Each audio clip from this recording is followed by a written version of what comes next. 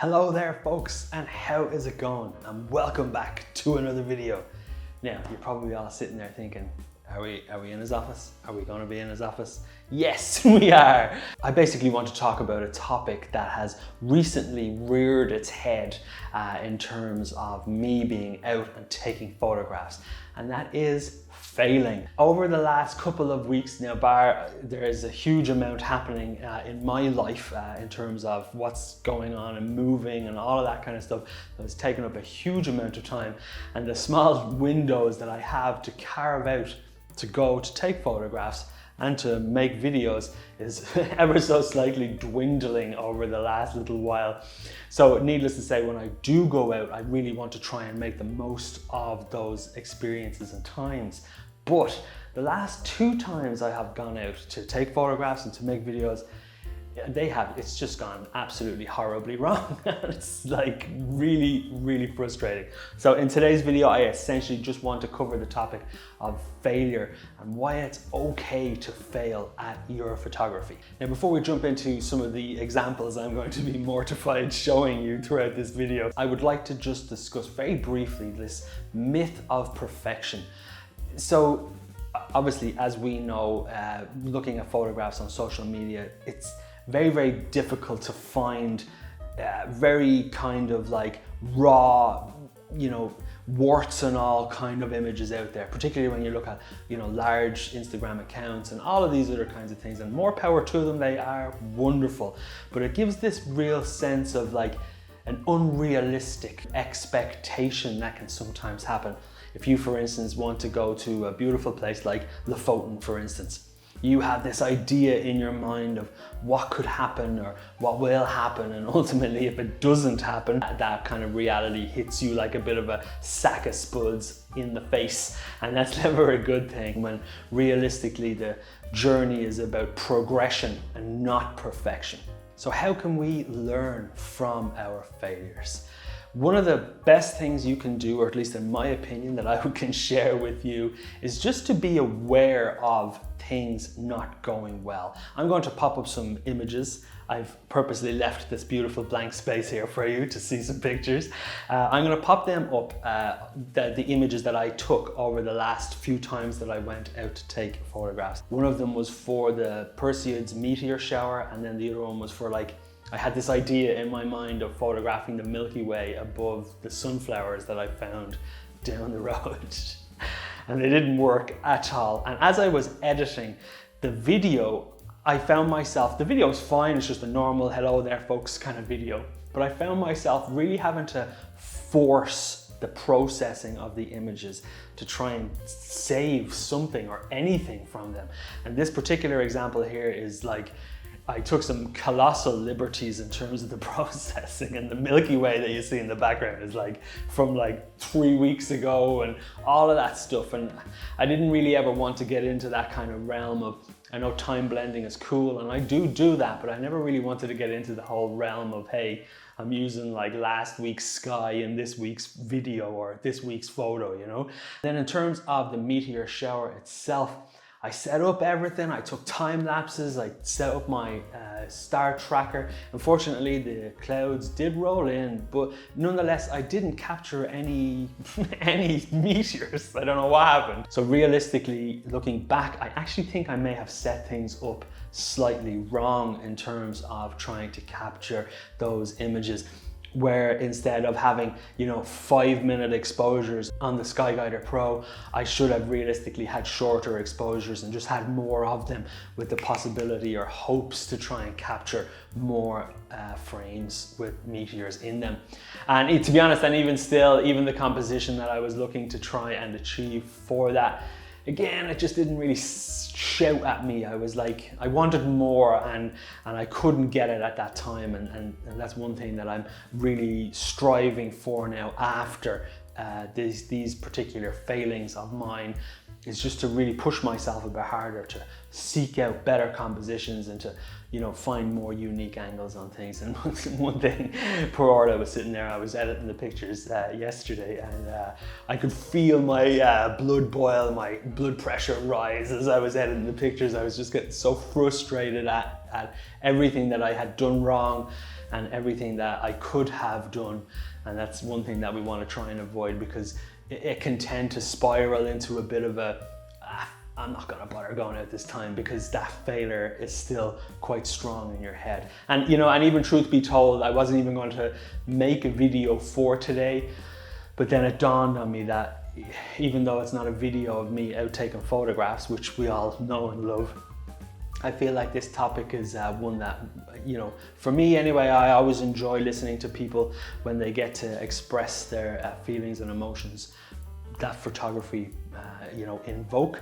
And I would like to try and put my name in that hat too. So yes, learn from your failings, and it's okay to fail, because there are many, many mistakes that thousands of photographers make throughout their lives and careers, but yet they still continue to progress and learn from those failings. So another thing that failing in your photography can really help with is it enables you to embrace that feeling of failure, and that it is okay to not necessarily come away with these like colossal banger images that we're all looking for.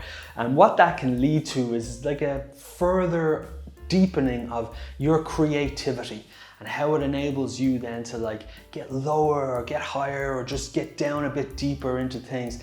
And it really helps you open up that level of creativity when you think to yourself, hey, yeah, the classic view isn't necessarily working. Let's try something else, and let's see if we can make some magic out of this madness. And a lot of M's there. I can try to say that 10 times fast. So yeah, so I think really embracing that idea and that sense of failing is one thing that we can all take away and learn from this, because I know I certainly am, and I think it's important to, you know, impart that message as much as I can, because yeah, sometimes it just doesn't work. So one of the beautiful things about realizing that you've made mistakes in the field or even in the edit room is that it helps to build this resilience, and it helps to build up your level of patience when it comes to what you want when you go out to take photographs. But it's also worth noting as well that, you know, realistically, behind every kind of like banger image that you see out there, there are hundreds of images that just fall away into the oblivion of your hard drive space, which reminds me, I do need to figure out my hard drive space. That one image that you do see, whether it's a composite, a blend, or blah, blah, blah, there are countless images that have been taken beforehand by the individual and by the, you know, many people that go to those locations. It's building on that failure that ultimately brings you to that kind of like, oh yeah, I've absolutely nailed that particular one. It's like anything, you know, if you're exercising or you go to the gym, you're seeking failure when you're like doing a bench press or whatever, and it's like, and it's in that failure that muscle gets built. Or you're running 10 kilometers and you're at 9.5 kilometers, and it's that last half a kilometer that kills you, but you make it, and it ultimately serves to just build up that resilience and that fortitude to keep going and to push yourself further. So that's my little overlap into exercise world. So what can we do? What can we practically take away from this? And I think the first thing we can do is that every time you go out to take photographs, just be a bit more aware of what you're doing, your composition, the lighting, anything that you want or that you feel, or anything that you want to express in the images that you are ultimately looking to take. Be a bit more hypercritical about those things to yourself. And then secondly, when you come home, then I think it's always important to just, again, be very self-critical about the images that you ultimately choose and then spend time processing on, and then ultimately take a few minutes away from them to go back and review them, or certainly get, you know, your friends and family to come and look at them too. For me personally, the way I usually do it is that I'll go out and take some photographs, and I do nothing with them for a few days, because I always immediately don't like any of the images that I take even when I come home, and it's only after a few days have passed or you know, at least a day has passed that I can sit down and be just a bit more critical about them and be like, okay, the water in that picture seemed to work out the best, so let's go ahead and do that one. It's always really, really good just to try your best to stay as motivated as you can. I know, because I felt like total crap the last few days. Like I say, when I was processing those images, I just wanted to punch the screen. But if you can, really do try stay motivated, and a way that you can would certainly be to ask for advice, whether it be on Instagram or Facebook or all these kinds of things, or if you have friends that are photographers, absolutely reach out and seek their advice too. Or even better yet, just join a club, a photography club. I've always loved the idea of joining a photography club. It's always nice to have a group setting where you can potentially have a few people come and look at the images that you've produced, and they can give you their feedback, and ultimately you can take all that stuff. And some of it may be harsh, and that's fine, because sometimes images don't work for individuals, and that's fine. So it's always nice to be able to, you know, take those things on board and listen to what they say, and then ultimately take that advice into the field and improve. So there you go, a bit of a mad ramble and a bit different as we stay here in the office. My life is just turned upside down at the minute in terms of having to pack up an entire house of 3 years worth of stuff. It's ridiculous how much stuff you end up gathering when you have like nested a little bit.